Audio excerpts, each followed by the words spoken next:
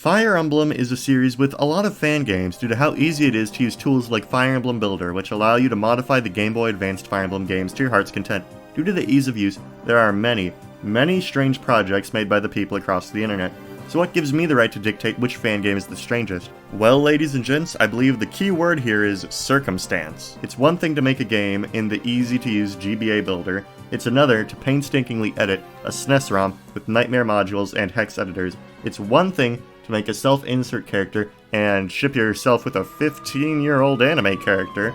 It's another thing to make a character with almost zero lines of dialogue, gay for one of the main characters of the original game, and have a large part of the first book revolve around their romance. It's one thing to make a meme hack with popular fan memes about popular characters like the Black Knight. It's another thing to make pretty much two separate games about the one, the only.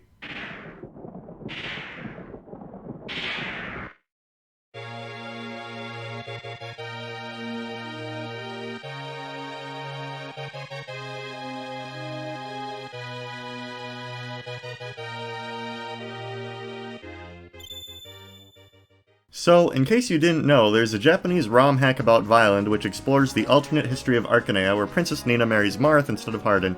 Now on paper this actually sounds like a solid foundation for a fan game, but trust me, this game goes off the rails rather quickly, which you will soon see. But to answer the most pressing question first, why Vyland? Well, the answer to that is actually rather simple. Vyland's portrait resembles a gay meme in Japan called Yaranaika. That's it. That's the whole reason there's an FE3 ROM hack where Vyland is the main character and is gay for Hardin. But trust me, the actual in-game story goes deeper than that. So let's get into it now using gas. This is what happens in format. I don't think he'll get mad at me for using this format though, considering I don't think he'll ever cover a game such as this. However, before we begin, remember to subscribe and comment on the video if you end up liking it. I plan on hitting 1,000 subscribers by the end of the year, and I'm rather close, and every contribution helps. Now, let's get into it.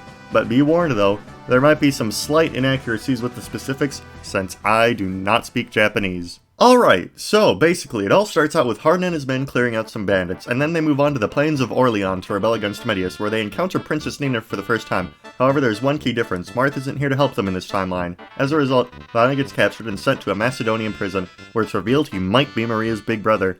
However, Vyland quickly busts out of prison when Rickard of all people pops up from beneath the ground after digging a secret tunnel. Since the prison was so close to the Arcanean palace, Vyland and his pals go liberated, only to be told by Jagan, who Marth tried to use as a decoy, that Prince Marth has been captured by Garneth. Nina also says some things to Hardin that almost make him lose his cool, but there are more important matters at hand. They must save the prince. They start this process by saving Princess Elise from the mighty Power Bandits. After a few more bandit-beating adventures, Vyland receives advice from a magical Vulnary before confronting Garneth.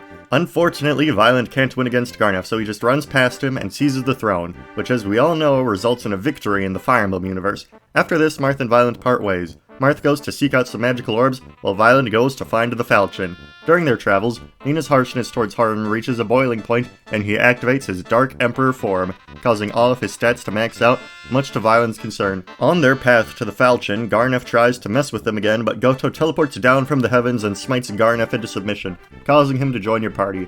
After Garneth joins, they enter the Dark Temple, filled with nightmarish creatures. When all hope seems lost, they find Nagi, the sacred dragon who's easily able to tear down the shadows. Now that they have the falchion and a sacred dragon on their side, the squad is ready to confront Medius. However, trying to steal all the glory, Prince Marth takes the falchion even though he's not the one who earned it, and cuts down Medius. Thinking they had won, Seda comes to congratulate Prince Marth, only to be struck down by the still-alive Medius, who retreats to the final battlefield. As all hope seems lost since Vyland could not use the falchion, the King of Talus appeared. Enraged by his daughter's death, he took the falchion and struck Medius down, thus finishing the War of Shadows. After the battle, Vyland is finally able to tell Hardin how he really feels, and Hardin finally realized that the love of his life was right beside him the whole time. And then they make love right there on the bloody battlefield. And so goes the story of Biraku Emblem Book 1. See, I told you it went deeper than Vyland just looking like a gay meme. Pretty compelling stuff, huh? But who cares about the story? What about the game?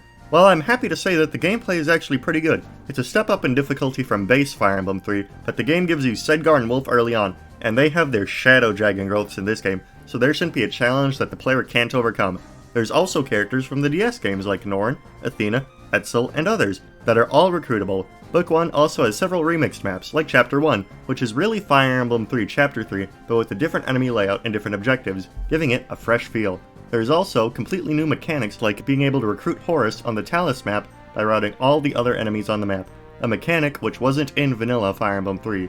There's also completely new levels, like this castle map where Garneth infinitely chases you, so you have to cleverly position your units so you can make it to the throne without mass casualties. So overall, I'd say playing Book 1 is a very enjoyable experience.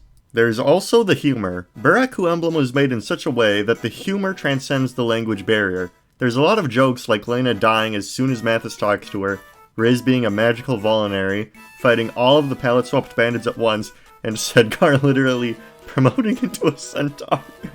There's also some of that classic troll humor like needing to cross a big empty river with Rickard only for the treasure to be a door key. So even if you can't speak Japanese, if you're even a little in touch with Fire Emblem memes, I think the game will be a blast for you. So that's it, right? I've done nothing but praise the game and you should go play it, right? Well, sadly this game has a second book, and it gets much worse from here. Before we get started, it is worth noting that Book 2 was made before Book 1, which explains why Book 1 is overall more refined. But with that all being said, what happens in Biraku Emblem Book 2? Pretty much the exact same thing that happens in Mystery of the Emblem Book 2. The clerics get kidnapped, Medius is revived, the person who married Princess Nina goes berserk, and you gotta stop it. The most interesting thing this book presents are interesting hypotheticals rather than a funny and original story like in Book 1. For instance, pretty much all of the maps are played in the same order, but instead of liberating Altea for some of the mid-game maps, you liberate Orleans instead. Also, instead of being chased by Astram, you're chased by Marth's soldiers like Cain and Abel. My favorite one of these is Sirius being replaced by Seda, now called Vega, because if you remember, she appeared to die at the end of Book 1.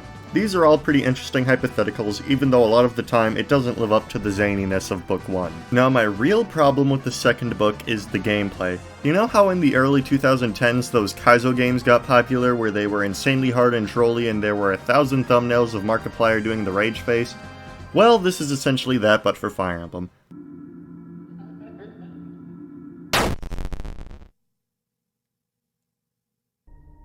Was that the bite of 87? Let me give you some examples. In Chapter 9, there's a big fat ballista in the middle of the low-move desert with a ton of defense and HP that can 1 or 2 shot most of your units. Instead of getting an actual good unit at the end of Chapter 3, you get a ballistician who can't even move and has no weapons. And now, hear me out on this, in some of the late game maps, every single enemy has a holy weapon like Parthia or Gradivis. Gee, Doga, how come Mom let you have 4 Gradivises? Please, for the love of Christ, don't play Book 2 unless you're willing to use save states. It nearly mentally broke me. At one point in the game, I couldn't even let Rickard get attacked, because if he did, my save file would be completely deleted. So I repeat, if you play this game, please for the love of God back up your progress. Now that that's out of the way, how's the humor compared to Book 1? Well, it's still pretty hilarious, honestly. For example, in Chapter 4, instead of Yumina and Ubello joining you, Castor sells them into child slavery, and you can buy the items they had in his secret shops later in the game. Also, Fina doesn't join you since her dances don't work on Vyland, since he's gay. This part honestly left me speechless. I'm not going to cover any more jokes, since honestly they're better unspoiled, so if you want to see the full extent of what this game is, then play it for yourself or watch a Let's Play. Although the humor is still mostly good, there are some unsettling jokes, like changing Board's personality so that he's not allowed within a 20-mile radius of his school if you're catching my drift. Although, there weren't too many instances of things like that though, so it can be mostly ignored. So that's it. That's Biraku Emblem. So, what do I think of it? Honestly, Book 1 is pretty great, with fun map remixes, original ideas, and a very humorous story. If you want to try it out, a link to the patch is in the pinned comment. However, I'd honestly stop after Book 1 unless you're into troll games, or just watch a Let's Play on it, which might be tricky since I'm actually the only English YouTuber that has played this game to completion. Gee, I wonder why. Surprisingly though, the story doesn't quite end there. My Let's Play of Biraku Emblem actually managed to amass some fans for the game.